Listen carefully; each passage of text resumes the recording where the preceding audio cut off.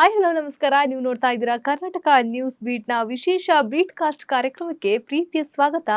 ನಾನು ಕೀರ್ತಿ ನಾರಾಯಣ್. ಎಸ್, ನಮ್ಮ ಜೊತೆ ಇವತ್ತಿನ ಕಾರ್ಯಕ್ರಮದಲ್ಲಿ ಒಬ್ರು ಬ್ಯೂಟಿಫುಲ್ ನಟಿ ಇದ್ದಾರೆ. ಇವರು ನೋಡೋದಕ್ಕೆ ತುಂಬಾನೇ ಸಿಂಪಲ್ ಆಗಿದ್ರು. ಇತ್ತೀಚೆಗೆ ಇವರು ನಟಿಸಿದಂತ ಒಂದು ಆಲ್ಬಮ್ ಸಾಂಗ್ ಸಿಕ್ಕಾಪಟ್ಟೆ ವೈರಲ್ ಆಗಿತ್ತು. ಹಾಗೇನೆ ಇತ್ತೀಚೆಗೆ ಕೃಷ್ಣಾವತಾರಂ ಅಂತ ಒಂದು ಸಿನಿಮಾ ಕೂಡ ರಿಲೀಸ್ ಆಗಿ ಈಗ ಥಿಯೇಟರ್ ನಲ್ಲಿ ಕೂಡ ಕಮಾಲ್ ಮಾಡ್ತಾ ಇದೆ. ನಾನು ಆಗ್ಲೇ ಹೇಳಿದೆ, ಇತ್ತೀಚೆಗೆ ಒಂದು ಆಲ್ಬಮ್ ಸಾಂಗ್ ಕೂಡ ರಿಲೀಸ್ ಆಗಿ ಸಿಕ್ಕಾಪಟ್ಟೆ ಸದ್ದು ಮಾಡಿತ್ತು ಅಂತ. ಯಾರು ಅಂತ ಗೊತ್ತಾಗಿರ್ಬೋದು ಅವಾಗ್ಲೇ. ತುಳಸಿ ಅನ್ನೋಂತ ಸಾಂಗ್ ಮಾಡಿದಂತ ಸುಷ್ಮಿತಾ ಭಟ್ ಅವ್ರು ನಮ್ ಜೊತೆ ಇದ್ದಾರೆ. ಬನ್ನಿ ಅವ್ರನ್ನ ಕಾರ್ಯಕ್ರಮಕ್ಕೆ ಸ್ವಾಗತಿಸೋಣ. ಹಾಯ್ ಮ್ಯಾಮ್, ಹೇಗಿದ್ದೀರಾ? ಚೆನ್ನಾಗಿದೆ. ನೀವು? ನಾನು ಚೆನ್ನಾಗಿದ್ದೀನಿ. ಹೇಗಿದೆ life ma'am? Life going on as usual ಹೋಗ್ತಾ ಇದೆ. ನೀವು ಲೈಫ್ ನ ಹೆಂಗೆ ರಿಸೀವ್ ಮಾಡ್ತೀರಾ ಅಂತ? ಲೈಕ್ ಮೂವಿಂಗ್ ಆನ್ ಅಥವಾ ಏನೇ ಬಂದ್ರು ಮಾಡೋಣ ಅಂತ ರೆಡಿ ಆಗಿದ್ದೀರಾ? ಇಲ್ಲ, go with the flow. I mean ನನ್ನ ವ್ಯಕ್ತಿತ್ವಕ್ಕೆ ಅದು ಸೂಟ್ ಆಗೋದಿಲ್ಲ. Go with the flow. ನಾನು ತುಂಬ ಮುಂದೆ ಏನಾಗುತ್ತೆ ಅಂತ ನನಗೆ ಒಂದು ತಲೆಯಲ್ಲಿ ಒಂದು ಐಡಿಯಾ ಇರಬೇಕು. ಏನು ಪ್ಲ್ಯಾನ್ ಮಾಡಬೇಕು ಮುಂದಿನ ದಿನಕ್ಕೆ, ಅಥವಾ ನನ್ನ ಕರಿಯರ್ ಹೇಗಿರಬೇಕು ಅಂತ ಪ್ಲ್ಯಾನ್ ಮಾಡ್ತಾನೆ ಇರ್ತೀನಿ ಕಾನ್ಸ್ಟೆಂಟಾಗಿ. ಸೊ ನಾನು ಸ್ವಲ್ಪ ಕಂಟ್ರೋಲ್ ಫ್ರೀಕ್. ಸುಷ್ಮಿತಾ ಅವರು ರಿಯಲ್ ಲೈಫಲ್ಲಿ ಯಾವ ಥರ ಹುಡುಗಿ ಅಂತ? ಲೈಕ್ ನಿಮ್ಮ ಕ್ಯಾರೆಕ್ಟರ್ ಲೈಕ್ ಹೆಂಗೆ, ಸೆಟಲ್ಡಾ ಅಥವಾ ಹೆಂಗೆ ಅಂತ? ಹೌದು, ನೀವು ಈಚೆ ನೋಡೋ ಥರನೇ ರಿಯಲ್ ಲೈಫಲ್ಲಿ ಕೂಡ ತೀರಾ ಕಾಮ್ ಅಂಡ್ ನ್ಯೂಟ್ರಲ್ ಆಗೇ ಇರ್ತೀನಿ ಮೋಸ್ಟ್ ಆಫ್ ದ ಫೇಸಸಲ್ಲಿ. ಫ್ರೆಂಡ್ ಸರ್ಕಲ್ ಇಲ್ವಾ ನಿಮಗೆ? ಇದ್ದಾರೆ. ಅವ್ರ ಜೊತೆನೂ ಹಿಂಗೆ?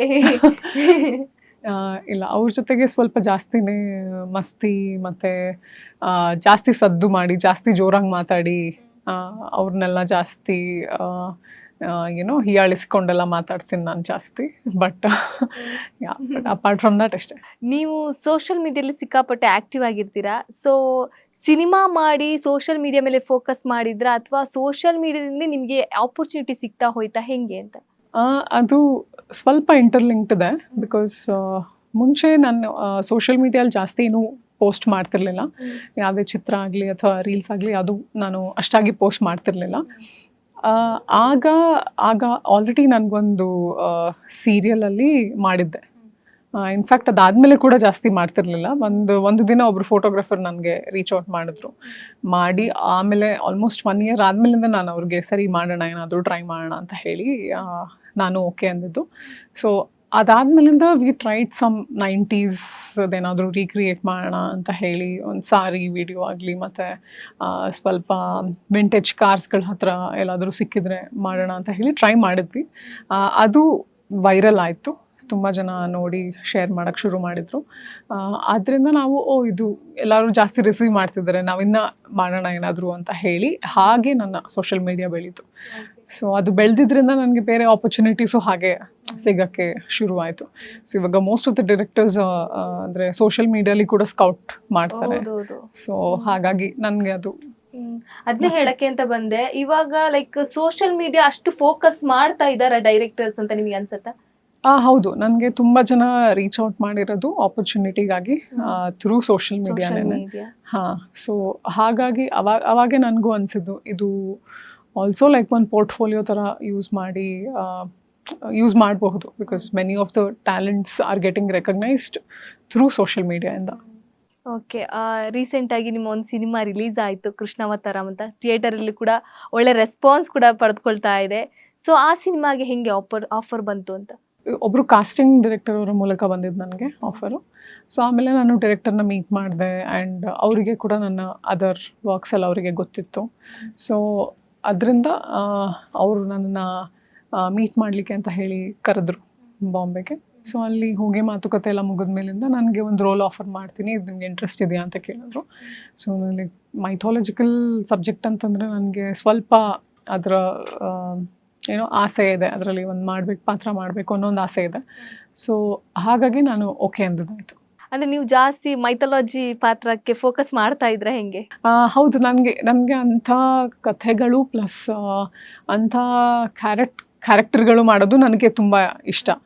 ಬಿಕಾಸ್ ಅದು ಏನು ಹೇಳ್ತಾರೆ, ಒಂದು ಡಿವೈನ್ ರೋಲ್ ಅಥವಾ ಗ್ರೇಸ್ಫುಲ್ ರೋಲ್ ನನಗೆ ಇಷ್ಟ, ಪ್ಲಸ್ ನನಗೆ ಸೂಟ್ ಆಗುತ್ತೆ ಅನ್ನೋಂತಹ ಒಂದು ನನ್ನ ತಲೆಯಲ್ಲಿ ಒಂದು ಅನಿಸಿಕೆ. ಲೈಕ್ ನೀವು ಇಂಡಸ್ಟ್ರಿಗೆ ಎಂಟ್ರಿ ಕೊಡಬೇಕು, ನಾನು ಒಬ್ಳು ನಟಿ ಆಗಬೇಕು ಅನ್ನೋ ಆಸೆ ಇಂಡಸ್ಟ್ರಿಗೆ ಎಂಟ್ರಿ ಕೊಟ್ರ ಅಥವಾ ಗೋ ವಿತ್ ದ ಫ್ಲೋ, ಅವಾಗ ಹೇಳ್ದಂಗೆ ಗೋ ವಿತ್ ದ ಫ್ಲೋ, ಏನೇ ಆದರೂ ನೋಡೋಣ ಅನ್ನೋ ಟ್ರೈ ಮಾಡಿದ್ರೆ ಹೆಂಗೆ ಅಂತ?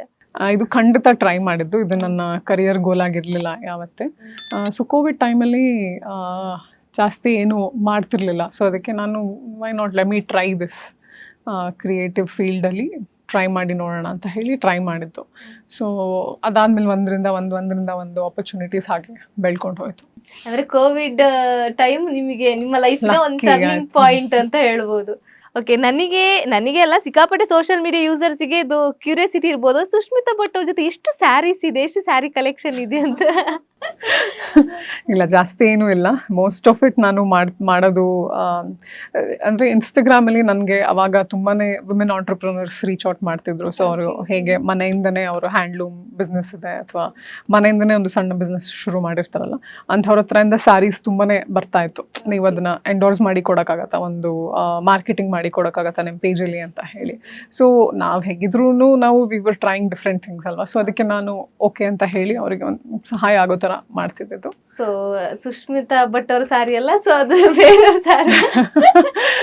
ಸೊ ಎಲ್ರಿಗೂ ಕ್ಯೂರಿಯಾಸಿಟಿ, ಯಾಕಂದ್ರೆ ಡಿಫ್ರೆಂಟ್ ಸ್ಟೈಲ್ ಅಲ್ಲಿ ಸ್ಯಾರಿನ ವೇರ್ ಮಾಡ್ತಾ ಇದ್ರಿ, ಒಂಥರ ಡಿಫ್ರೆಂಟ್ ಲುಕ್ ನ ಕ್ರಿಯೇಟ್ ಮಾಡ್ತಾ ಇದ್ರಿ.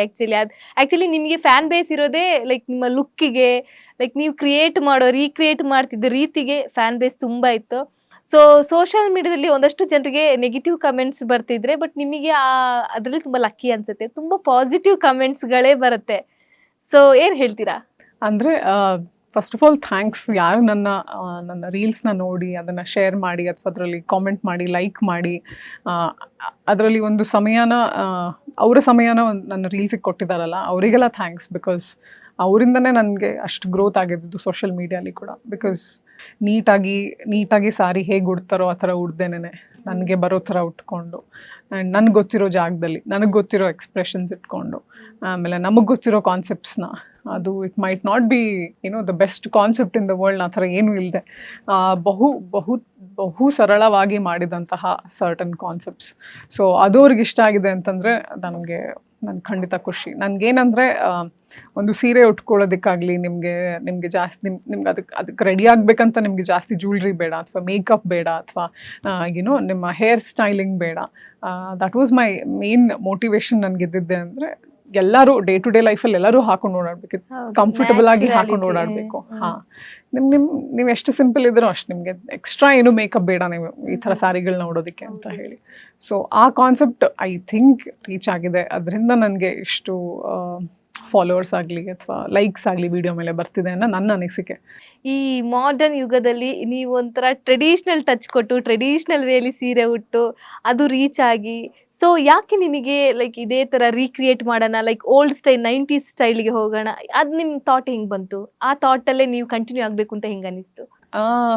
ನಾನು ತುಂಬಾ ಓಲ್ಡ್ ಸ್ಕೂಲ್. ನನಗೆ ಆ್ಯಕ್ಚುಲಿ ನಾನು ಚಿಕ್ಕವಳಾಗಿದ್ದಾಗ ನನ್ನ ಲೈಫಲ್ಲಿದ್ದ ಒಂದೇ ಗೋಲ್ ಏನಂದರೆ ನನಗೊಂದು ಕೆಲಸ ಸಿಗಬೇಕು, ಆ ಕೆಲಸದಲ್ಲಿ ನಾನು ದಿನಾ ಸೀರೆ ಉಟ್ಕೊಂಡು ಹೋಗುವಂಥ ಕೆಲಸನೇ ಸಿಗಬೇಕು ಅನ್ನೋ ಥರ ಒಂದು ಇಷ್ಟ ಇತ್ತು. So may be as a teacher R a banker, ಯಾವ ಕೆಲಸದಲ್ಲಿ ನಾನು ಸೀರೆ ಉಟ್ಕೊಂಡು ಹೋಗಬಹುದು ಅಂಥ ಕೆಲಸ ಮಾತ್ರ ನಾನು ತಗೊಳ್ಳೋದು ಅಂತ ಹೇಳಿ. ಬಟ್ ನೋಡಿದರೆ ಅದು ಈ ಥರ ಸಿಕ್ತು ನನಗೆ. ಅಂದರೆ ಚಿಕ್ಕ ವಯಸ್ಸಿಂದನೇ ನನಗೆ ಸೀರೆ ಉಟ್ಕೊಳ್ಳೋದು ಅಂತ ಹುಚ್ಚು. ಸೊ ಅದನ್ನು ನಾವು, ಆ್ಯಂಡ್ ಪ್ಲಸ್ ನಾನು ಸ್ವಲ್ಪ ಓಲ್ಡ್ ಸ್ಕೂಲ್, ಜಾಸ್ತಿ 90s ಅಥವಾ 80s ವಿಮೆನ್ ಅವ್ರ ಗ್ರೇಸ್ ನನಗೆ ತುಂಬ ಇಷ್ಟ ಆಗುತ್ತೆ compare to this generation. Main ladies ನಾವು ಕೂಡ ಹಾಗೆ ಚಿಕ್ಕ ವಯಸ್ಸಲ್ಲಿ ಹೆಂಗೆ ಅಂದ್ರೆ ಲೈಕ್ ಅಮ್ಮಂದ್ರೆ ಎಲ್ಲಾದ್ರೂ ಹೊರಗಡೆ ಹೋಗಿ ಬಂದ್ರೆ ಆ ಸ್ಯಾರಿನ ನಾವು ನೆಕ್ಸ್ಟ್ ಉಟ್ಕೊಂಡು ಪ್ರಾಕ್ಟೀಸ್ ಮಾಡೋದು ಆ ಟೈಮಲ್ಲಿ. ಸೊ ನೀವ್ ಈ ತರ ಏನಾದ್ರು ಆ ತರ ಪ್ರಾಕ್ಟೀಸ್ ಏನೋ ಮಾಡಿದೀರಾ? ಖಂಡಿತ ನಾನು ದುಪ್ಪಟ್ಟ ಇಟ್ಕೊಂಡು, ದುಪ್ಪಟ್ಟ ಹಿಡಿಯೋದು, ಒಂದು ದುಪ್ಪಟ್ಟ ಉಟ್ಕೊಂಡು, ಒಂದು ಕೈಯಲ್ಲಿ ಒಂದು ಸ್ಕೇಲ್ ಇಟ್ಕೊಂಡು ಸುಮ್ನೆ ಗೋಡೆ ಎಲ್ಲ ಟೀಚರ್, ನಾವು ಟೀಚರ್ ಒಂದು ದುಪ್ಪಟ್ಟ ಹಾಕಿದ ಕೂಡಲೇ ನಾವು ಟೀಚರ್ ಆಗ್ಬಿಡ್ತಾ ಇದ್ವಿ ಅವಾಗೆಲ್ಲ ಅಲ್ವಾ? ನೀವು ಆತರ ಫೇಸ್ ಮಾಡಿದೀರಾ? ನನ್ನ ಅಜ್ಜಿ ಮನೇಲಿ ಫುಲ್ ಗೋಡೆ ಎಲ್ಲ ಹಾಳಾಗಿ ಎಲ್ಲ ಕಿತ್ಕೊಂಡು ಬರ್ತಾ ಇತ್ತು. ನಾನು ಬರೀ ಸ್ಕೇಲಲ್ಲೆಲ್ಲ ಗೋಡೆಗೆ ಹೊಡೆದು ಮಾಡಿದ್ರು. ಹಂಗಾದ್ರೆ ಲೈಕ್ ನಿಮ್ ಚೈಲ್ಡ್ಹುಡ್ ಡೇಸ್ ಎಲ್ಲ ಹೆಂಗಿತ್ತು? ಲೈಕ್ ಉಡುಪಿಯಲ್ಲೇ ಕಳೆದ್ರ ನಿಮ್ ಚೈಲ್ಡ್ಹುಡ್ ಡೇಸ್ ಅಥವಾ ಚೆನ್ನೈಯಲ್ಲಿ ಕಳೆದ್ರ? Mix of both. ಬಿಕಾಸ್ ನನ್ನ ಸಮ್ಮರ್ ಹಾಲಿಡೇಸಿಗೆ ಮಾತ್ರ ಅಲ್ಲಿ ಹೋಗ್ತಿದ್ದು. ನಾನು ಇದ್ದಿದ್ದೆಲ್ಲ ಬೆಂಗಳೂರಲ್ಲೇ, ನನ್ನ schooling most of the time spent ಬ್ಯಾಂಗ್ಳೂರಲ್ಲೇ. ಜಸ್ಟ್ ಸಮ್ಮರ್ ಹಾಲಿಡೇಸಿಗೆ ಮಾತ್ರ ನಾನು ಎರಡು ಕಡೆ ಹೋಗ್ತಿದ್ದೆ. ಆ್ಯಂಡ್ ಅದು ಅಜ್ಜಿ ಜೊತೆಗೆ ಮಾತ್ರ ಹೋಗ್ತಿದ್ದಿದ್ದು.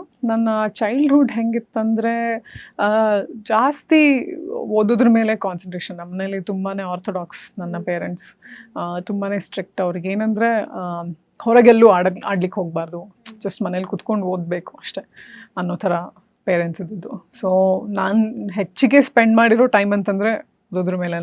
ಇನ್ನೇನು ಏನೋ ಮಿಸ್ಚೀಫ್ ಆಗಲಿ ಆ ಥರದ್ದೇನು ನನಗೆ ಹೇಳ್ಕೊಳ್ಳೋದಕ್ಕೇನು ಸ್ಟೋರೀಸ್ ಇಲ್ಲ. ಲೈಕ್ ಚಿಕ್ಕ ವಯಸ್ಸಲ್ಲಿ ಒಂದು ಗೋಲ್ ಇರುತ್ತೆ, ನಾನು ಇಂಥದ್ದೇ ಆಗಬೇಕು, ಡಾಕ್ಟ್ರೇ ಆಗಬೇಕು, ಟೀಚರೇ ಆಗಬೇಕು, ಇಂಜಿನಿಯರೇ ಆಗಬೇಕು. ಚಿಕ್ಕ ವಯಸ್ಸಲ್ಲಿ ಟೀಚರ್ ಏನಾಗ್ತೀಯ ಮುಂದೆ ಅಂತ ಕೇಳಿದ್ರೆ ಲೈಕ್ ದೊಡ್ಡ ಡಾಕ್ಟರ್ ಆಗ್ತೀವಿ, ಅವಾಗ ಗೊತ್ತಿರಲ್ಲ ಆಗ್ತೀವೋ ಬಿಡ್ತೀವ ಅಂತ. ಡಾಕ್ಟರ್ ಆಗ್ತೀವಿ, ಇಂಜಿನಿಯರ್ ಆಗ್ತೀವಿ, ಅಥವಾ ಇನ್ನೇನು ಸಾಫ್ಟ್ವೇರ್ ಇಂಜಿನಿಯರ್ ಆಗ್ತೀವಿ, ಇದೆ ಎಲ್ಲರ ಬಾಯಲ್ಲಿದೆ. ಸೊ ನೀವೇನು ಹೇಳ್ತಾ ಇದ್ರಿ ಆ ಟೈಮಲ್ಲಿ? ನಾನು I think every stage of my ಲೈಫಲ್ಲೂ ನನಗೊಂದೊಂದು ಗೋಲ್ ಇತ್ತು. ಮೊದಲಿಗೆ ನಾನು ಸಣ್ಣವಳಿರ್ಬೇಕಾದ್ರೆ ನನಗೆ ಜಾಸ್ತಿ ಟೀಚರ್ ಆಗಬೇಕು, ಇಲ್ಲ ಅಂತಂದರೆ ಬ್ಯಾಂಕಲ್ಲಿ ಕೆಲಸ ಮಾಡಬೇಕಂತ ತುಂಬಾ ಆಸೆ ಇತ್ತು. ಅದಾದಮೇಲಿಂದ ನನಗೆ ಸ್ವಲ್ಪ ಈ ಆಸ್ಟ್ರೋನಾಟ್ ಮತ್ತು ಇದು ಗ್ಯಾಲಕ್ಸಿ ಮತ್ತು ಅದ್ರ ಹುಚ್ಚಿತ್ತು ಸ್ವಲ್ಪ ದಿನ. ಅದಾದಮೇಲಿಂದ ನಾನು ಯಾವಾಗ ನಾನು 10th ಎಲ್ಲ ಕ್ಲಿಯರ್ ಮಾಡಿದ್ನು, ಆವಾಗ ನಾನು ಡಾಕ್ಟರ್ ಆಗಬೇಕಂತ ಡಿಸೈಡ್ ಮಾಡಿದೆ. ಆಮೇಲೆ I think first time clear ಆಗಲಿಲ್ಲ, ಸೆಕೆಂಡ್ ಟೈಮು ಮತ್ತೆ ಟ್ರೈ ಮಾಡಿದೆ ಡಾಕ್ಟರ್ ಆಗಲಿಕ್ಕೆ, ಮೆಡಿಸಿನ್ ಸೀಟು. ಬಟ್ ಇಲ್ಲ, ತುಂಬಾ ಕಷ್ಟ ಆಯಿತು. ಸೊ ಆಮೇಲಿಂದ I had to settle for engineering. ಇವಾಗ ವರ್ಕ್ ಮಾಡ್ತಾ ಇದ್ದೀರಾ ಅಥವಾ ಕಂಪ್ಲೀಟ್ ವರ್ಕ್ ಬಿಟ್ಟಿದ್ದೀರಾ? ಅಂದರೆ ಈಗ ತುಂಬ ರೀಸೆಂಟ್ ವರೆಗೂ ನಾನು ವರ್ಕ್ ಮಾಡ್ತಾ ಇದ್ದೆ. I was a data analyst. But ಚಿಕ್ಕ ವಯಸ್ಸೇ ನಿಮ್ಮ ಸಿಂಗಲ್ ಗರ್ಲ ಅಥವಾ ಓನ್ಲಿ ಚೈಲ್ಡ್? ಓನ್ಲಿ. ಹೆಂಗಿತ್ತು ಲೈಕ್ ಆಸೆ ಇರುತ್ತೆ, ಲೈಕ್ ಅಣ್ಣ ಬೇಕು, ತಮ್ಮ ಬೇಕು, ಯಾರಾದ್ರೂ ಇದ್ರೆ ಚೆನ್ನಾಗಿರುತ್ತೆ, ನಿಮ್ಗೆ ಆತರ ಆಸೆ ಏನಿಲ್ಲ? ನೋ ನನ್ಗೆ ಸಿಬ್ಲಿಂಗ್ಸ್ ಅಂದ್ರೇನೆ ಇಷ್ಟ ಇಲ್ಲ. ನೈಸ್ ಹಂಗಾದ್ರೆ. ಸೊ ಪೇರೆಂಟ್ಸ್ ನೀವು ಅಜ್ಜಾಜಿ ಹಾ, ಅಜ್ಜಾಜಿ ನನ್ನ ಕಸಿನ್ಸ್ ಇರ್ತಾ ಇದ್ರು. ಇವಾಗ ನೀವು ಉಡುಪಿಗೆ ಹೋದಾಗ ಲೈಕ್ ಹಾಲಿಡೇಸ್ ಅಲ್ಲಿ, ಸೊ ಅಲ್ಲಿ ಇವಾಗ ನೆನ್ಪು ಮಾಡ್ಕೊಳ್ಳೋದಿದ್ರೆ ಲೈಕ್ ನಿಮ್ ಚೈಲ್ಡ್ಹುಡ್ ಡೇಸ್ ಹೆಂಗಿರ್ತಿತ್ತು ಅಲ್ಲಿ ಅಂತ? ಅಲ್ಲಿ ಮನೆ ಹಿಂದೆ ಒಂದು ಹೊಳೆ ಇತ್ತು, ಎಲ್ಲ ಹೊಳೆಲಿ ದಿನ ಆಡ್ಕೊಂಡು ಬರ್ತಾ ಇದ್ವಿ. ಸೊ ಅದು ಬಿಟ್ಟರೆ ಅಷ್ಟೇ, ಮನೆ ಮುಂದೆ ದೊಡ್ಡ ಅಂಗಳ ಇರ್ತಿತ್ತು. ಸೊ ಅಲ್ಲಿ ಏನಾದರೂ ಆಟ ಆಡ್ಕೊಂಡು ಮಾಡ್ತಿದ್ವಿ ಅಷ್ಟೇ. ಬಟ್ ಚಿಕ್ಕ ವಯಸ್ಸೇ ಒಂಥರ ಚಂದ, ಕಸಿನ್ಸ್ ನ ಮೀಟ್ ಆಗೋದು ಅದು ಇದೆಲ್ಲ ಚೆನ್ನಾಗಿರುತ್ತೆ. ಬಟ್ ಇವಾಗ ಸಿಚುವೇಶನ್ ಹಂಗಿರಲ್ಲ, ಯಾಕಂದ್ರೆ ನಾವು ಅವಾಗ ಇದ್ದ ಕಸಿನ್ಸ್ ಸ್ಕೂಲ್ ರಜಾದಲ್ಲಿ ಎಲ್ಲರೂ ಒಟ್ಟಿಗೆ ಸೇರ್ತಿದ್ವಿ. ಇವಾಗ ಎಲ್ಲರೂ ಒಂದೊಂದ್ ಕಡೆ ಇರ್ತಾರೆ, ಜಾಬ್ ಅದು ಇದು, ಅವರು ಫ್ರೀ ಇದ್ದಾಗ ನಾವು ಫ್ರೀ ಇರಕ್ಕಾಗಲ್ಲ, ನಾವು ಫ್ರೀ ಇರೋದ, ಈ ತರ ಸಿಚುವೇಶನ್ ಕ್ರಿಯೇಟ್ ಆಗಿದೆ. ಸೊ ನೀವು ಕಸಿನ್ಸ್ ಎಲ್ಲ ಇವಾಗ್ಲೂ ಮೀಟ್ ಆಗ್ತಿರ್ತೀರಾ? ಲಕ್ಕಿಲಿ ನಾನು ಇರೋ ಜಾಗದಲ್ಲೇನೆ ನನ್ನ ಕಸಿನ್ಸ್ ಎಲ್ಲರೂ ಆಲ್ಮೋಸ್ಟ್ ಒಂದು ವಿತಿನ್ 10 ಕಿಲೋಮೀಟರ್ ರೇಡಿಯಸ್ ಒಳಗೇನೆ ಎಲ್ಲರೂ ಇದ್ದಾರೆ.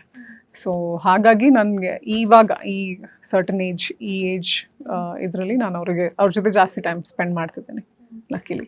ಓಕೆ, ಇವಾಗ ಒಂದು ಕಾನ್ಸೆಪ್ಟ್ ಶೂಟ್ ಮಾಡ್ತೀರಾ, ಲೈಕ್ 90s ರೀಕ್ರಿಯೇಟ್ ಮಾಡ್ತೀರಾ. ಸೊ ಆ ಕಾನ್ಸೆಪ್ಟ್ ಹಿಂದೆ ಒಂದಷ್ಟು ಜನ ವರ್ಕ್ ಮಾಡಲೇಬೇಕಾಗುತ್ತೆ.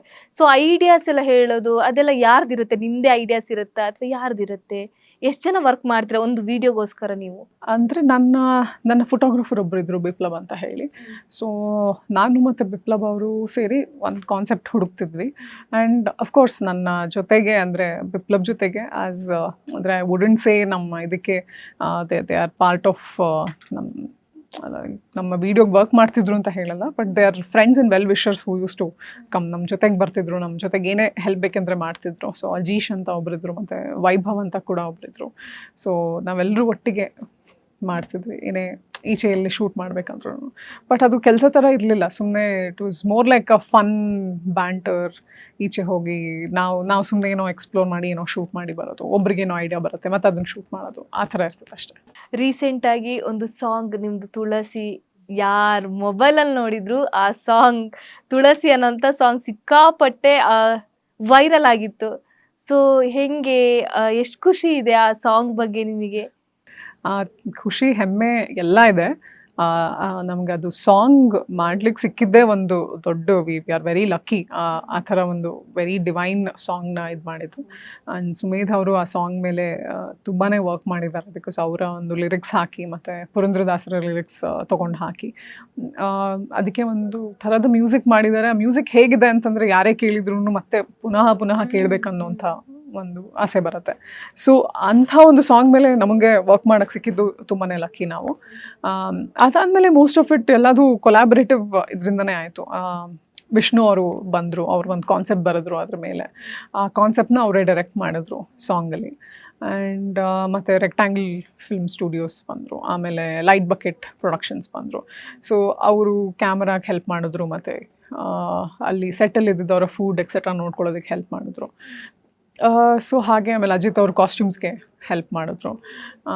ಈ ಥರ ಆಮೇಲೆ ವೈಡೂರ್ಯ ಅವರು ನನ್ನ ಸೆಟ್ ಟೈಮಲ್ಲಿ ಏನೇನು ಬೇಕಿತ್ತು ಅದೆಲ್ಲ ನೋಡ್ಕೊಂಡು ಹೆಲ್ಪ್ ಮಾಡಿ. ಸೊ ಈ ಥರ ಸಣ್ಣದಾಗಿ ಯಾರೇ ಬಂದರೂ ಅವ್ರದ್ದೊಂದು ಕಾಂಟ್ರಿಬ್ಯೂಷನ್ ಕೊಟ್ಟು we started shooting. And of course Srivatsan sir ಅವರು ಸಿನಿಮ್ಯಾಟೋಗ್ರಫಿ ಮಾಡಿರೋದು. ಸೊ ಅದಕ್ಕೆ ಅಷ್ಟು ಬ್ಯೂಟಿಫುಲ್ ಆಗಿ ಕಾಣಿಸ್ತಿದೆ ಆನ್ ದ ಸ್ಕ್ರೀನ್.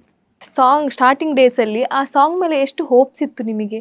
ಲೈಕ್ ಇದು 100% ಕ್ಲಿಕ್ ಆಗೇ ಆಗುತ್ತೆ, ಆ ಹೋಪ್ಸ್ ಎಷ್ಟಿತ್ತು ನಿಮಗೆ? ಆ್ಯಕ್ಚುಲಿ ನಾವು ಆ ಹೋಪಲ್ಲಿ ಮಾಡಲಿಲ್ಲ. ಸೊ ಸ್ಟಾರ್ಟಿಂಗ್ ಮಾಡಿದಾಗ ನಾವು ಇದು ಯಾರೂ ನೋಡಲಿಲ್ಲ ಅಂದ್ರೂ ನಮಗೆ ಅಕ್ಸೆಪ್ಟ್ ಮಾಡೋಷ್ಟು ಇದಿರಬೇಕು. ನಮ್ಮದು ಇದ್ರ ಮೇಲೆ ಎಷ್ಟು ದುಡ್ಡು ಹಾಕ್ತಿದ್ದೀವಿ, ನಮ್ಗೆ ಇಷ್ಟೇ ರಿಟರ್ನ್ಸ್ ಬರಬೇಕು ಅಂತ ಯಾರೂ ಮಾಡಲಿಲ್ಲ. ನನ್ನ ಕೈಲಾಗಿದ್ದೆಷ್ಟು, ಇದು ಆಗತ್ತೋ ಬಿಡತ್ತೋ ಪರವಾಗಿಲ್ಲ, ನಾನು ಎಷ್ಟು ಕೊಡ್ತೀನಿ ಇದಕ್ಕೆ ಅನ್ನೋ ಥರನೇ ಮಾಡಿದ್ದೆ ಎಲ್ಲರೂ. ಸೊ ಹಾಗೆ ನೋಡಿದರೆ ನಮ್ಮ ಸ್ಟಾರ್ಟಿಂಗಲ್ಲಿ ನಮ್ಮದು ಕಾನ್ಸೆಪ್ಟ್ ಅಂದರೆ ಡೌಟ್ಸ್ ಎಲ್ಲರಿಗೂ ಇತ್ತು. ಇದು ಅಕ್ಸೆಪ್ಟ್ ಆಗುತ್ತಾ, ಇಲ್ಲಿ ಚೆನ್ನಾಗಿ ಕಾಣಿಸ್ತಿದ್ಯಾ, ಇದಕ್ಕೇನಾದರೂ ಹೇಳ್ತಾರಾ ಜನ? Because even in the videos ಅಂದರೆ ನಮಗೆ ಗೊತ್ತು ಏನೇನು ಫ್ಲಾಸ್ ಇತ್ತು ವೀಡಿಯೋಸಲ್ಲಿ ಅಂತ ಹೇಳಿ, ಬಟ್ ಅದು ಯಾರ ಕಣ್ಣಿಗೂ ಕಾಣಿಸ್ಲಿಲ್ಲ ರಿಲೀಸ್ ಆದಮೇಲಿಂದ. So that's the beauty. ಅದ್ರದ್ದು ಒಂದು ಬ್ಯೂಟಿ ಏನಂತಂದರೆ ಅದನ್ನು ತುಂಬ ಜನ ಅಕ್ಸೆಪ್ಟ್ ಮಾಡಿದ್ದಕ್ಕೆ ಕಾರಣ ಅದವ್ರಿಗೆ ಹೇಗೋ ಯಾವುದೋ ಒಂದು ರೀತಿಯಲ್ಲಿ ಕನೆಕ್ಟ್ ಆಯಿತು. ಒಂದು ಸಾಂಗ್ ಆಗಲಿ ಅಥವಾ ಸಾಂಗಲ್ಲಿ ತೋರಿಸಿದೊಂದು ವಿಷುವಲ್ ಆಗಲಿ ಎಲ್ಲರಿಗೂ ಒಂದು ರೀತಿಯಲ್ಲಿ ಕನೆಕ್ಟ್ ಆಯಿತು. ಸೊ ಅದಕ್ಕೆ ಅದರಲ್ಲಿದ್ದದ್ದು ಯಾವ ಫ್ಲಾಸನ್ನು ಯಾರಿಗೂ ನೋಡಲಿಕ್ಕಾಗಿಲ್ಲ. So that's what a good script, a good video can do. Tulasi ಆ ಒಂದು ಆಲ್ಬಮ್ ಸಾಂಗ್ ರಿಲೀಸ್ ಆದ ನಂತರ ನಿಮ್ಮ ಲೈಫ್ ಯಾವ ರೀತಿ ಟರ್ನಿಂಗ್ ಆಗಿದೆ? ಏನಾದ್ರು ಚೇಂಜಸ್ ಆಗಿದೆ ಅದಾದ ನಂತರ? ಅದೇ ಹೋಗಿದ ಕಡೆಗೆಲ್ಲ ಎಲ್ಲರೂ ತುಂಬಾ ಹೇಳ್ತಾರೆ, ಅದ್ರ ಬಗ್ಗೆ ಮಾತಾಡ್ತಾರೆ, ನನಗೆ ಬಂದು ಕಂಗ್ರ್ಯಾಚುಲೇಟ್ ಮಾಡ್ತಾರೆ, ತುಂಬ ಚೆನ್ನಾಗಿ ಬಂದಿದೆ ವಿಡಿಯೋ ಅಂತ ಹೇಳಿ. ಸೊ ಅದಕ್ಕೆ ಇಳ್ದಾಗ ಖುಷಿ ಆಗುತ್ತೆ. ಆಮೇಲೆ ನಾನು ನನ್ನ ಸರ್ಕಲಲ್ಲಿ ವರ್ಕ್ ಮಾಡಿದ್ದವ್ರಿಗೆಲ್ಲರಿಗೂ ಆ ವಿಡಿಯೋ ರೀಚ್ ಆಗಿದೆ ಹೋಗಿ. ಸೊ ಅವರಿಗೂ ಸ್ವಲ್ಪ ಹೆಮ್ಮೆ ಆಗುತ್ತೆ, ಓಕೆ ನೀವು ಈ ಥರ ಒಂದು ಕಾನ್ಸೆಪ್ಟ್ ಮಾಡಿರೋದೇ ಒಂದು ಹೆಮ್ಮೆಯ ವಿಷಯ ಅಂತ ಹೇಳಿ. ಅಷ್ಟೇ. ಇದರಿಂದ ನನಗೆ ಇನ್ನೊಂದೇನು ಇಷ್ಟ ಆಗುವಂಥ ವಿಷಯ ಅಂತಂದರೆ, ಇವಾಗ ಸೋಷಿಯಲ್ ಮೀಡಿಯಾದಲ್ಲಿ ತುಂಬ ಜನ ಅದನ್ನ ರೀಕ್ರಿಯೇಟ್ ಮಾಡ್ತಿದ್ದಾರೆ ಅವರದ್ದೇ ಒಂದು ಶೈಲಿಯಲ್ಲಿ, ಅಥವಾ ಇದರ ಪೇಂಟಿಂಗ್ ಅಥವಾ ಡ್ಯಾನ್ಸ್ ಆಗಲಿ ಏನಾದರೂ ಒಂದು ಅವ್ರದ್ದೇ ಒಂದು ಕಾನ್ಸೆಪ್ಟ್ ಮಾಡಿ ಕ್ರಿಯೇಟ್ ಮಾಡ್ತಿದ್ದಾರೆ. ಅದನ್ನು ನೋಡಲಿಕ್ಕೂ ತುಂಬಾ ಖುಷಿ ಆಗುತ್ತೆ. ಬಿಕಾಸ್ ನಾವು ಈ ಥರ ಇಮ್ಯಾಜಿನು ಮಾಡೋಕ್ಕಾಗಲಿಲ್ಲ. ಅಂದರೆ ಓಕೆ, ಸೋಷಿಯಲ್ ಮೀಡಿಯಾಗೆ ಇಷ್ಟು talent, pool of talent social ಮೀಡಿಯಾಲಿದೆ ಅಂತ ನನಗೆ ಗೊತ್ತಿರಲಿಲ್ಲ. ಸೊ ಅದೆಲ್ಲ ನೋಡಿದಾಗ ನನಗೆ ತುಂಬಾ ಖುಷಿ ಆಗುತ್ತೆ. ಓಕೆ, ನೀವು ಅವಾಗಲೇ ಹೇಳಿದ್ರಿ ಲೈಕ್ ಇವಾಗ ಡೈರೆಕ್ಟರ್ಸ್ ಎಲ್ಲ ಲೈಕ್ ಸೋಷಿಯಲ್ ಮೀಡಿಯಾ ಮೇಲೆ ಜಾಸ್ತಿ ಫೋಕಸ್ ಮಾಡ್ತಾರೆ. ಸೊ ನಿಮಗೆ ಅದು ಪ್ಲಸ್ ಅನ್ಸುತ್ತಾ, ನೆಗೆಟಿವ್ ಅನ್ಸುತ್ತಾ? ಲೈಕ್ ಏನಂದರೆ ಎಷ್ಟೋ ಮಂದಿ ಟ್ಯಾಲೆಂಟೆಡ್ ಕಲಾವಿದರು ಸೋಷಿಯಲ್ ಮೀಡಿಯಾ ಯೂಸ್ ಮಾಡ್ತಾ ಇರಲ್ಲ, ಸೊ ಅವರಿಗೆ ಆಪರ್ಚುನಿಟಿ ಮಿಸ್ ಆಗುತ್ತೆ. ಸೊ ಇದ್ರ ಬಗ್ಗೆ ನಿಮಗೇನು ಅನ್ಸುತ್ತೆ?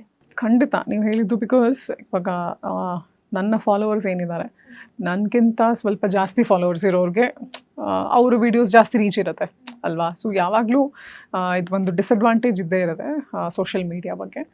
ಇವಾಗ ನನಗೆ ಬೈ ಚಾನ್ಸ್ ಒಂದು ಲಕ್ಕಿಂದ ನನಗೆ ಒಂದು ಪ್ಲ್ಯಾಟ್ಫಾರ್ಮ್ ಸಿಕ್ತು ಸೋಷಿಯಲ್ ಮೀಡಿಯಾಲಿ. ಸರಿ, ನಾನು ಇವಾಗ ಅಟೆಂಪ್ಟೇ ಮಾಡಿರಲಿಲ್ಲ ಆ ಥರದ್ದೇನು. ಅಂದರೆ ನಾನು ಒಂದು ಅಸ್ಪೈರಿಂಗ್ ಆರ್ಟಿಸ್ಟ್ ಥರನೇ ಉಳ್ಕೊಂಡ್ಬಿಡ್ತಿದ್ದೆ. ನನಗೆ ಬೇಕು ಏನಾದರೂ ನನಗೊಂದು ಕೆಲಸ ಬೇಕು ಈ ಫೀಲ್ಡಲ್ಲಿ ಅಂತಲೇ ಉಳ್ಕೊಂಡ್ಬಿಡ್ತಿದ್ದೆ ಹೊರತು ನಾನೇನು ಇದನ್ನು ತೋರ್ಸೋಕ್ಕಾಗ್ತಿರ್ಲಿಲ್ಲ, ಟ್ಯಾಲೆಂಟ್ ತೋರ್ಸೋಕ್ಕಾಗ್ತಿರ್ಲಿಲ್ಲ. ಡೆಫಿನೆಟ್ಲಿ ಅದರದ್ದು ಒಂದು ಅಡ್ವಾಂಟೇಜು ಇದೆ, ಡಿಸಡ್ವಾಂಟೇಜು ಇದೆ. ಬಟ್ ನಾನು ಹೇಳೋದೇನೆಂದರೆ, ಇವಾಗ ನಿಮ್ಮದೊಂದು ಪೇಜ್ ಕ್ರಿಯೇಟ್ ಮಾಡಲೇಬೇಕು ಇನ್ಸ್ಟಾಗ್ರಾಮಲ್ಲಿ. There is no other choice. Because ಅದರಲ್ಲೇ ಇವಾಗ ತುಂಬ ಜನ ಸ್ಕೌಟ್ ಮಾಡ್ತಿರೋದು. ಸೊ ನೀವು ಆದಷ್ಟು ನಿಮ್ಮ ಫೋಟೋಸ್, ನಿಮ್ಮ ಪೋರ್ಟ್ಫೋಲಿಯೋ ಅಥವಾ ನಿಮ್ಮದೇನಾದರೂ ಒಂದು ನಿಮ್ಮ ಟ್ಯಾಲೆಂಟ್ನ ಅದರಲ್ಲಿ ಹಾಕಲೇಬೇಕು. ಹಾಕಿ ಆದಮೇಲಿಂದ ನನಗೆ ಲೈಕ್ಸ್ ಬಂದಿಲ್ಲ, ವ್ಯೂಸ್ ಬಂದಿಲ್ಲ ಅನ್ನೋದಕ್ಕಿಂತ ಹೋಗಿ ನಮ್ಮ ಟ್ರೆಡಿಷ್ನಲ್ ವೇಯಲ್ಲಿ ಹೇಗೆ ನಾವು ಆಡಿಷನ್ಸ್ ಮಾಡ್ಬೋದು ಅಥವಾ ಕಾಸ್ಟಿಂಗ್ ಏಜೆನ್ಸೀಸ್ಗೆ ಅಪ್ರೋಚ್ ಮಾಡ್ಬೋದು, ಅದನ್ನು ಪ್ಯಾರಲಲ್ ಆಗಿ ಮಾಡ್ತಾ ಇರಬೇಕು. ಹಾಗೆ ಎರಡೂ ಇರಬೇಕು ಅಂತ ನನ್ನ ಅನಿಸಿಕೆ. ಇನ್ನೊಂದೇನೆಂದರೆ ರೀಸೆಂಟ್ ಆಗಿ ಲೈಕ್ ಸೀರಿಯಲ್ಸಲ್ಲಿ ಪೇಮೆಂಟ್ ಇಶ್ಯೂಸ್ ಈ ಥರ ಎಲ್ಲ ಒಂದಷ್ಟು ಇಶ್ಯೂಸ್ ಕ್ರಿಯೇಟ್ ಆಗಿತ್ತು, ನೀವು ನೋಡಿರ್ಬೋದು ಅನ್ಸುತ್ತೆ. ಸೊ ನಿಮಗೆ ಯಾವ್ದಾದ್ರು ಲೈಕ್ ಆ ಥರ ಇನ್ಸಿಡೆಂಟ್ ಆಗಿದ್ಯಾ? ಇತ್ತೀಚೆಗೆ ತುಂಬಾ ಆಗ್ತಿದೆ, ಲೈಕ್ ಆರ್ಟಿಸ್ಟ್ಗಳು ಆಕ್ಟ್ ಮಾಡಿ ಹೋಗ್ತಾರೆ, ನೆಕ್ಸ್ಟ್ ಪೇಮೆಂಟ್ಗೆ ತುಂಬಾ ಆಟ ಆಡಿಸ್ತಾರೆ ಅನ್ನೋ ಟಾಕ್ಸ್ ಎಲ್ಲ ಇದೆ. ಸೊ ನಿಮಗೆ ಆ ಥರ ಫೇಸ್ ಮಾಡಿದ್ದೀರಾ ನೀವು? ಹಾಂ, ತುಂಬ ಸತಿ ಆಗಿದೆ ನನಗೂ. ಬಟ್ ನನಗೆ ಹೇಗಂದರೆ ಅದೇ, ನಾನು ಇದನ್ನು ಯಾವತ್ತೂ ನನ್ನ ಪ್ರೈಮರಿ ಜಾಬ್ ಥರ ಟ್ರೀಟ್ ಮಾಡಿಲ್ಲ. ಅದು ನಾನು ಇತ್ತೀಚೆಗೆ ಮಾತ್ರನೇ ನಾನು ಟ್ರೀಟ್ ಮಾಡ್ತಾ ಇರೋದು, ಬಿಕಾಸ್ ನನ್ನ ಹತ್ರಕ್ಕೆ ಎರಡೂ ಮಾಡಲಿಕ್ಕೆ ಟೈಮ್ ಇಲ್ಲ ಅಂತ. ಸೊ ಬಟ್ ಈ ಫೀಲ್ಡು ಎಷ್ಟು ಅನ್ಸ್ಟೇಬಲ್ ಇದೆ ಅಂದರೆ, ನೀವು ಬೇರೆ ಒಂದು ಜಾಬ್ ಇಟ್ಕೊಂಡು ಇದನ್ನು ಪ್ಲ್ಯಾನ್ ಬಿ ಥರನೇ ಟ್ರೀಟ್ ಮಾಡಬೇಕು ಯಾವಾಗಲೂ. ಅಂದರೆ ಫೈನಾನ್ಷಿಯಲಿ ನೀವು ಡಿಪೆಂಡೆಂಟ್ ಆಗಿದ್ದೀರಾ, ನಿಮ್ಮ ಒಂದು ದುಡ್ಡಲ್ಲೇ ಮನೆ ನಡೆಯೋದು ಅಥವಾ ನಿಮ್ಮ ಲೈಫ್ ಸ್ಟೈಲ್ ನಡೆಯೋದು ಅಂತಂದರೆ ಯಾವತ್ತೂ ಈ ಫೀಲ್ಡನ್ನು ನೀವು ಪ್ರೈಮರಿ ಫೋಕಸ್ ಆಗಿ ಇಟ್ಕೋಬಾರ್ದು. ಅಫ್ಕೋರ್ಸ್ ನೀವು ತುಂಬ ಸಕ್ಸಸ್ಫುಲ್ ಆಗಿದ್ದೀರಾ ಈ ಫೀಲ್ಡಲ್ಲಿ, ನನಗೆ ಗೊತ್ತಿದೆ ನಾಳೆ ದಿನ ಯಾರು ನನ್ನ ಪೇ ಚೆಕ್ ಕೊಡ್ತಾ ಇದ್ದಾರೆ, ನನಗೆ ಯಾವ ರೀತಿಯಿಂದ ನನಗೆ ದುಡ್ಡು ಬರ್ತಿದೆ ಅಂತ ಗೊತ್ತಿದ್ರೆ ಸರಿ. ಇಲ್ಲ ಅಂದರೆ ಇದರಲ್ಲಿ ಬರೀ ನಾ ಇದನ್ನು ನಂಬ್ಕೊಂಡೇ ಇದ್ದೀನಿ ಅಂತ ಹೇಳೋದು ನನ್ನ ಅನಿಸೋ ಪ್ರಕಾರ ಅದು ಮೂರ್ಖತನ. ಇದು ಬಿಟ್ಟು ಒಂದು ಸ್ಟೇಬಲ್ ಇರಲೇಬೇಕು, ಕೆಲಸ ಇರಲೇಬೇಕು. ಬಿಕಾಸ್ ಆರ್ಟ್ ಅನ್ನೋದು ಇವಾಗ ತುಂಬ ಡೈಲ್ಯೂಟ್ ಆಗಿಬಿಟ್ಟಿದೆ, ಸೋಷಿಯಲ್ ಮೀಡಿಯಾಲೂ ಡೈಲ್ಯೂಟ್ ಆಗಿದೆ. ಥಿಯೇಟರ್ಸು ಅಷ್ಟು ಅಂದರೆ ಫಿಸಿಕಲ್ ಥಿಯೇಟರ್ ಹೇಳ್ತಿರೋದು ಅದು ಇಲ್ಲ. ಸೊ ಈ ಥರ ಇದ್ದಾಗ ನಾವು ಸ್ವಲ್ಪ ಸ್ಮಾರ್ಟಾಗಿ ಥಿಂಕ್ ಮಾಡಬೇಕು ಫಿನಾನ್ಷಿಯಲಿ. ನೀವು ರಂಗಭೂಮಿ ಏನಾದರೂ ಟ್ರೈ ಮಾಡಿದ್ರಾ? ನನಗೆ ತುಂಬಾ ಇಷ್ಟ ಆಯಿತು. ನನ್ನ ಟೀಚರ್ ಕೂಡ she was into theatre. So ನನಗೆ ಅವ್ರನ್ನ ನೋಡಿ ನನಗೆ ಎಷ್ಟೋ ಟ್ರೈ ಮಾಡಿದೆ ನಾನು ಥಿಯೇಟ್ರಿಗೆ ಜಾಯ್ನ್ ಆಗಬೇಕಂತ ಹೇಳಿ. ಸೊ ಅವಾಗ ನನ್ನ ಸಿಚುವೇಶನ್ ಹೇಗಿತ್ತಂದರೆ, ನನಗೆ ಸಂಜೆ ಮಾತ್ರನೇ, ನಾನು ಕೆಲಸ ಮುಗಿಸಿ ಬಂದು ಮಾತ್ರನೇ ನಾನು ಇದ್ರ ಮೇಲೆ ಟೈಮ್ ಸ್ಪೆಂಡ್ ಮಾಡೋಕ್ಕಾಗ್ತಿದ್ದು. ಆ್ಯಂಡ್ ಪ್ಲಸ್ ನನ್ನ ಮನೆಯಿಂದ ಎಲ್ಲ ತುಂಬ ದೂರದಲ್ಲೇ ಇತ್ತು. ಆಮೇಲೆ ನಾನು ಒಂದು 2 ಥಿಯೇಟರ್ ಗ್ರೂಪ್ಸಿಗೆ ಹೋಗ್ಬಿಟ್ಟು ಮಾತಾಡಿದ್ದೆ. ಬಟ್ ಅಂದರೆ ಅವ್ರಿಗೆ ಆಲ್ರೆಡಿ ಅಲ್ಲಿ ಒಂದು ಗ್ರೂಪ್ ಆಗಿಬಿಟ್ಟಿತ್ತು. ಸೊ ಹೊರಗಿಂದ ಯಾರನ್ನೂ ತೊಗೊಳ್ತಿರ್ಲಿಲ್ಲ. ಸೊ ಇದೆಲ್ಲ ಪ್ರಾಬ್ಲಮ್ಸ್ ಇತ್ತು. ಬಟ್ ನನಗೆ ತುಂಬಾ ಇಷ್ಟ ಆಯಿತು ಥಿಯೇಟ್ರಿಗೆ ಜಾಯ್ನ್ ಆಗಬೇಕಂತ. ರೀಸೆಂಟಾಗಿ ನಟಿಯರಿಗೆ ಕೂಡ ಅಷ್ಟೇ, ಈ ಕೆಲವೊಂದು ವಿಡಿಯೋಸ್ ವೈರಲ್ ಮಾಡೋದು, ಲೈಕ್ ಅವರ ಡ್ರೆಸ್ಸಿಂಗ್, ಲೈಕ್ ಸ್ಯಾರಿ ಉಟ್ರೆ ಮಾತ್ರ ಅವರು ಆ ಥರ ಲೈಕ್ ಹೆಂಗ್ ಎಕ್ಸ್ಪೋಸ್ ನೋಡಿ ಇವಾಗ ವಿಡಿಯೋ ಶೇರ್ ಮಾಡೋದು, ಈ ಥರ ಎಲ್ಲ ನೀವು ನೋಡಿರ್ಬೋದು. ರೀಸೆಂಟಾಗಿ ಸಪ್ತಮಿ ಗೌಡ ಅವರು ಕೂಡ ಅದ್ರ ಬಗ್ಗೆ ವಾಯ್ಸ್ ರೈಸ್ ಮಾಡಿದ್ರು. ಸೊ ನಿಮ್ಮ ವಿಡಿಯೋಸ್ನ ಆ ಥರ ತಗೊಂಡು ಲೈಕ್ ಅವ್ರ ಪೇಜಲ್ಲಿ ಹಾಕೋದು, ಲೈಕ್ ಸ್ಯಾರಿ ಉಟ್ಟಿರೋದು ಬಿಟ್ಟು ಬೇರೆ ಲೈಕ್ ಎಕ್ಸ್ಪೋಸ್ ಮಾಡೋ ಥರ ಇದ್ರೆ ಆ ಥರ ಹಾಕೊಳ್ಳೋದು, ಈ ಥರ ಏನಾದರೂ ನಿಮ್ಮ ಗಮನಕ್ಕೆ ಬಂದಿದೆಯಾ ಅಥವಾ ಬೇರೆಯವ್ರದ್ದು ನೀವು ನೋಡಿದ್ದೀರಾ ಆ ಥರ? ಬೇರೆಯವ್ರದ್ದು ಖಂಡಿತ ನೋಡಿದ್ದೀನಿ. ಬಟ್ ಅಯ್ಯೋ ಸದ್ಯ ನಂದು ಯಾವುದು ಬಂದಿಲ್ಲ ಇದುವರೆಗೂ, ಅಥವಾ ನನ್ನ ಗಮನಕ್ಕಂತೂ ಯಾವುದು ಬಂದಿಲ್ಲ. ಇನ್ನೊಂದು ಏನಂದ್ರೆ ಎಐ ಮಾಡಿ ಬಿಡೋದು, ಈ ಥರ ಎಲ್ಲ ಆಗುತ್ತೆ, ಡೀಪ್ ಫೇಕ್ ಮಾಡೋದು, ಈ ಥರ ಎಲ್ಲ ಆಗುತ್ತೆ. ಸೊ ನಿಮ್ದು ಆ ಥರ ಏನಾದರೂ ಆಗಿದೆಯಾ? ಇಲ್ಲ, ಸದ್ಯಕ್ಕೆ ಯಾವುದು ನನ್ನ ಗಮನಕ್ಕೂ ಬಂದಿಲ್ಲ. ನನಗೆ ಆ ಥರ ಯಾವುದು ವೀಡಿಯೋಸು ಸಿಕ್ಕಿಲ್ಲ. ತುಂಬ AI ಇಟ್ಕೊಂಡು ನನ್ನ ಫೇಸ್ ಚೇಂಜ್ ಮಾಡಿ ಬರೀ ನನ್ನ ಒಂದು ಬಾಡಿ ಇಟ್ಟು ಬರೀ ಫೇಸ್ ಮಾತ್ರ ಚೇಂಜ್ ಮಾಡಿ ಅಂಥ ವೀಡಿಯೋಸ್ಗಳು ಬಂದಿತ್ತು ಮುಂಚೆ. ಬಟ್ ಅಂದರೆ ಇವಾಗ ಇನ್ಸ್ಟಾಗ್ರಾಮೇ ನಿಮಗೆ ಅಂಥ ವೀಡಿಯೋಸ್ನೆಲ್ಲ ತೆಗ್ದು ಹಾಕ್ತಿದೆ. ನೀವೇನು ರಿಪೋರ್ಟ್ ಮಾಡೋದು ಬೇಡ. AI ಫೀಚರ್ ಆಗಿದೆ ಅಂತಂದರೆ ಒಂದು ಪೇಜಲ್ಲಿ ಆ ಪೇಜ್ನೇ ಬ್ಯಾನ್ ಮಾಡ್ತಿದೆ ಇನ್ಸ್ಟಾಗ್ರಾಮ್. ಸೊ ಹಾಗಾಗಿ ಒಂದು ಸ್ವಲ್ಪ ಧೈರ್ಯ ಇದೆ. ಬಟ್ ಇನ್ನು ಎಲ್ಲಿ ಯಾವ ಮೂಲೆಯಲ್ಲಿ ಯಾವ ಪೇಜಲ್ಲಿ ಇದೆಯೋ ಗೊತ್ತಿಲ್ಲ. ಬಟ್ ಸದ್ಯಕ್ಕಂತೂ ನನ್ನ ಗಮನಕ್ಕೆ ಬಂದಿಲ್ಲ. ನೀವು ಎರಡೂ ಇಂಡಸ್ಟ್ರಿಯಲ್ಲಿ ವರ್ಕ್ ಮಾಡಿದ್ದೀರಾ, ಲೈಕ್ ತಮಿಳಲ್ಲೂ ಮಾಡಿದ್ದೀರಾ, ಲೈಕ್ ಕನ್ನಡ ಇಂಡಸ್ಟ್ರಿಯಲ್ಲೂ ಮಾಡಿದ್ರಿ. ಸೊ ಹೆಂಗಿದೆ ಅಲ್ಲಿ ಇಲ್ಲಿ ವ್ಯತ್ಯಾಸಗಳು ಏನು ನೋಡ್ತಿದ್ದೀರಾ ನೀವು? ವ್ಯತ್ಯಾಸ ಅಂದರೆ ಇವಾಗ ನಾನು ಆ್ಯಸ್ ಅ ಪರ್ಸನ್ ನನಗೆ ಬೇರ್ ಮಿನಿಮಮ್ ಬೇಸಿಕ್ಸ್ ಇದ್ದರೆ ನನಗೆ ಸಾಕು. ನನಗೆ ಶೂಟಿಗೆ ಏನು ಬೇಕು, I need a caravan, place to change, and a good team to do my makeup, hair ಅದಿರಬೇಕು. ಆ್ಯಂಡ್ ಪ್ಲಸ್ ನಾನು ಹೋಗಿದ ಕಡೆ ಸ್ವಲ್ಪ ಕಂಫರ್ಟಬಲ್ ಆಗಿ ಇಟ್ಕೋಬೇಕು. ಸೊ ದಟ್ ನಾವು ಕ್ರಾಫ್ಟ್ ಮೇಲೆ ಮಾತ್ರ ಗಮನ ಕೊಡ್ಬೋದು ಅವಾಗ. ಇಲ್ಲಾಂದರೆ ಅದು ಸಿಗ್ತಿಲ್ಲ, place to change your clothes ಇಲ್ಲ, ಆ ಥರ ಬೇಸಿಕ್ ನೆಸೆಸಿಟೀಸಿಗೆ ಯಾವುದೇ ಅಂತ ಒಂದು ಅಡಚಣೆ ಬರಬಾರ್ದು. ಸೊ ನನ್ಗಷ್ಟೇ ಇರೋದು ಎಕ್ಸ್ಪೆಕ್ಟೇಷನ್ ಇರೋದು ಒಂದು ಪ್ರೊಡಕ್ಷನ್ ಹೌಸಿಂದ. ಅಪ್ಕಮಿಂಗ್ ಮೂವಿ ಯಾವುದು ರಿಲೀಸ್ಗೆ ರೆಡಿ ಇದೆ? ರಿಲೀಸ್ಗೆ ಯಾವುದು ರೆಡಿ ಇಲ್ಲ. ಇವಾಗ ರೀಸೆಂಟಾಗಿ ರಿಲೀಸ್ ಆಗಿದ್ದು ಕೃಷ್ಣಾವತಾರ ಬಂದೆ. ಲೈಕ್ ಕರಾವಳಿಯಲ್ಲೂ ಮಾಡಿದ್ರಿ ಅಂತ ಹೇಳಿದ್ರಿ. ಕರಾವಳಿ ಅದು ಬಟ್ ರಿಲೀಸ್ ಆಗಬೇಕಾಗಿತ್ತು ಇಷ್ಟೊತ್ತಿಗೆ. But there is a slight delay. So ನನಗೆ ಗೊತ್ತಿಲ್ಲ ಯಾವಾಗ ಅದನ್ನ ರಿಲೀಸ್ ಮಾಡ್ತಿದ್ದಾರೆ ಅಂತ ಹೇಳಿ exact date. Thank you so much ma'am, ನಮ್ಮ ಈ ಕಾರ್ಯಕ್ರಮಕ್ಕೆ ಬಂದು ಒಂದಷ್ಟು ವಿಚಾರದ ಬಗ್ಗೆ ನಮ್ಮ ಜೊತೆ ಹಂಚ್ಕೊಂಡ್ರಿ. ಜೊತೆಗೆ ಇನ್ನು ಹೆಚ್ಚು ಆಪರ್ಚುನಿಟಿ ನಮ್ಮ ಕನ್ನಡ ಇಂಡಸ್ಟ್ರಿಗೆ ತರುವಂತಾಗ್ಲಿ, ನಿಮಗೆ ಒಳ್ಳೊಳ್ಳೆ ಆಪರ್ಚುನಿಟಿ ಕೂಡ ಬರುವಂತಾಗ್ಲಿ. ಯಾಕಂದ್ರೆ ಈಗ ಎಲ್ಲ ಇಷ್ಟು ಬ್ಯೂಟಿಫುಲ್ ನಟಿಗೆ ನಮ್ಮ ಕನ್ನಡದಲ್ಲಿ ಅವಕಾಶ ಇಲ್ಲ ಅಂದ್ರೆ ಹೆಂಗೆ? ಪ್ಲೀಸ್ ಯಾರಾದ್ರೂ ಅವಕಾಶ ಕನ್ನಡದಲ್ಲಿ ಕೊಡ್ಬೇಕು. ಇದನ್ನ ನಾವು ಕನ್ನಡದಲ್ಲಿ ಹೆಚ್ಚು ನೋಡ್ಬೇಕು. Ma'am thank you so much ನಮ್ಮ ಕಾರ್ಯಕ್ರಮಕ್ಕೆ Thank you. ಬಂದಿರೋದು. ಥ್ಯಾಂಕ್ ಯು ಕೀರ್ತಿ, ನೀವು ಅಷ್ಟೇ ತುಂಬಾ ಚೆನ್ನಾಗಿ ಕ್ವೆಶನ್ಸ್ ಕೇಳಿದ್ರಿ. ಇದು Thank ನಾರ್ಮಲ್ ಎಕ್ಸ್ಪೀರಿಯನ್ಸ್ ಅಲ್ದೇನೆ ನಾನು ಥಿಂಕ್ ಮಾಡಿ ಆನ್ಸರ್ ಮಾಡ್ಬೇಕಂತ ಕ್ವೆಶನ್ಸ್ ಕೇಳಿದ್ರಿ. So thank you so much ನಾನು ಕರೆದಿದ್ದಕ್ಕೆ. Thank you. ನೋಡಿದ್ರಲ್ಲ, ಸುಷ್ಮಿತಾ ಭಟ್ ಅವರು ಒಂದಷ್ಟು ವಿಚಾರದ ಬಗ್ಗೆ ನಮ್ಮ ಜೊತೆ ಹಂಚಿಕೊಂಡ್ರು. ಇದಾಗಿತ್ತು ಇವತ್ತಿನ ಸ್ಪೆಷಲ್ ಎಪಿಸೋಡ್. ನೋಡ್ತಾ ಇರಿ ಕರ್ನಾಟಕ ನ್ಯೂಸ್ ಬೀಟ್, ನ್ಯಾಯ ನಮ್ಮೊಂದಿಗೆ, ನಾವು ನಿಮ್ಮೊಂದಿಗೆ. ಕರ್ನಾಟಕ ನ್ಯೂಸ್ ಬೀಟ್ ಫಾಲೋ ಮಾಡಿ, ಸಬ್ಸ್ಕ್ರೈಬ್ ಮಾಡಿ